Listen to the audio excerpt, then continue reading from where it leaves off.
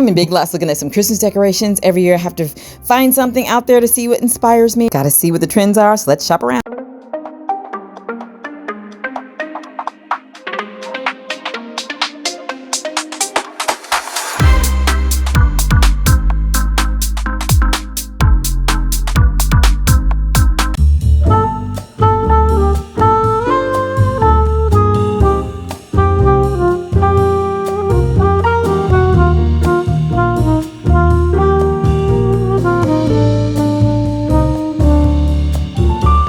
Happy holidays, guys, and welcome to the Mirror Table, where what you bring to the table is a reflection of you. Today, we are bringing holiday decor to the table. I'm at Big Lots right now. I'm looking up some of the latest holiday trends so I can see what inspires me to decorate this year. I know holiday pillows are hot this year. Like these Pottery Barn gingerbread pillows are really the hottest thing this year. But you can find way cheaper versions on Amazon, Big Lots, even Marshalls or TJ Maxx. I know I definitely want to pick up some holiday pillows this year to put on my sofa and my chairs. And as you can see, Big Lots has quite a few varieties. Like, look at these. These are so soft and plush. I love these. These are perfect for all white Christmas decor. Okay, let's see what type of Christmas balls we have. Silver, we have white, red and silver is popular. So we have all types of beautiful ornaments. Lots to choose from. Sometimes I never know what I'm going to decide. But there are some really great choices. They have all sorts of trees to choose from, different heights, different textures. So are you guys going artificial this year, or are you buying a real tree? Let me know in the comments. Here's some more beautiful decorative pieces for nice tablescapes and mantles. These are really pretty. I like these little Christmas trees. Okay, let's check out stockings and tree skirts. Let's see what they have here. So lots of snowy white tree skirts, little sparkles, snowflakes, lots of red and white. Very beautiful wall decor and wreaths. I'm quite impressed by Big Lots. They have a lot of good variety of items. Oh, look at these cute little reindeer. This is adorable. And for those Santa collectors, they have quite a few Santa Clauses here. At one time, I did collect a lot of Santa Clauses, but now I'm into nutcrackers. But these are super, super cute. Lots of different themed Santas. Lots of really cool clothing he has on. Really cute Santa collection.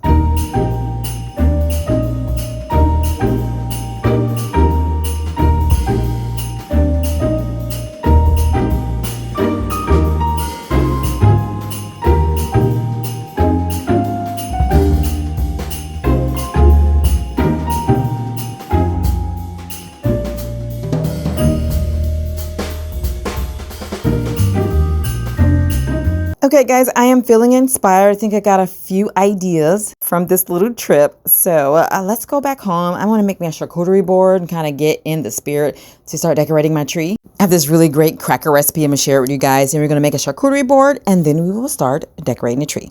Let's go. So guys, I have gotten really good at making sourdough bread. And when you make sourdough, you get a lot of discard you have to make other recipes with. So I've been saving so much money making my own crackers. So this is the cracker recipe. So first, you're going to start out with 1 cup of flour, 1 teaspoon of salt, 1/4 of a teaspoon of garlic powder, 9 ounces of cheddar cheese, and 1/4 cup of your sourdough starter, 6 tablespoons of butter softened, and 4 tablespoons of water. You're going to mix that together, then you're going to roll it out flat, and then you'll press and make shapes with a cookie cutter or just cut into squares. Bake in a 400-degree oven until crisp, and voila, you have crackers like this. These are so delicious, guys, and you're going to save so much money making your own crackers. So now let's make our charcuterie board. This board is going to be strictly charcuterie, meat and cheese, and crackers. So we're going to do cheddar, pepper jack, and some soft boysenn cheese. And while we're at Big Lots, I picked up some salami. I'm going to cut these into slices. And of course, you can always purchase these pre-sliced. Aldi's and Kroger's have a really good selection of meats. So now we're going to cut the pepper jack. We're just going to cut these into little slices. Same thing with the cheddar. I'm going to arrange them all on my charcuterie board. Now I got my charcuterie board from Aldi's. This is a really cute one, but they do sell one like this on Amazon. And making charcuterie boards is just one of my favorite things to do during the holiday season, because you can take your time putting up the tree. You have some food to graze on a whole time while you're putting the tree up. Because it takes time to get these ornaments all arranged, you gotta get them out the boxes, you gotta arrange them different ways. So it's always nice to have some food on hand. What do you guys put on your charcuterie boards? I love to just put on a variety of things, but today I'm just doing meat and cheese. But sometimes I will put chocolates, nuts, olives, different jellies, different types of crackers. I love that there are just so many different types of designs you can do, and whatever you do, they'll always come out really pretty. Okay, so I think we are done, guys. Look at this, came out so pretty. I am very happy with this. So let's go ahead. We're gonna take this to the table in the living room area, And I'm gonna have it there so I can graze, and then we can start putting up the tree. But first, let's give a little commotion for the charcuterie board. It looks so pretty. I can't wait to eat it. And I got this cute little lid from the thrift store.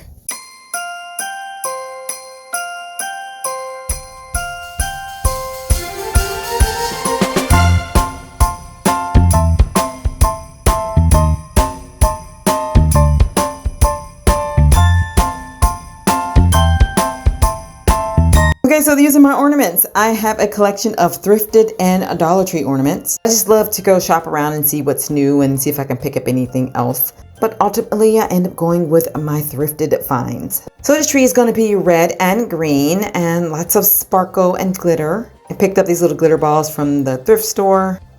All these other pieces, I picked this one up from the Dollar Tree. And I think half of these ornaments are from the Dollar Tree.